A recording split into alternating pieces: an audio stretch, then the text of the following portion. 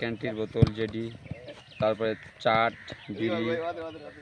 আমাদের মাঠটা তো বেকার হয়েই গেল আর কি, বেকার করেই দিয়েছে, কোনো গুরুত্ব নাই। এর জন্য দায়ী কে? আমাদের হেডমাস্টার দায়ী এর জন্য।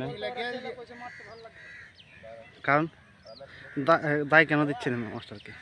তিনি মাঠ তো স্কুলের মাঠ না, উনি করবেন না তো কে করবেন? কে দায়ী হবেন? কি চাইছেন, কি দাবি রয়েছে?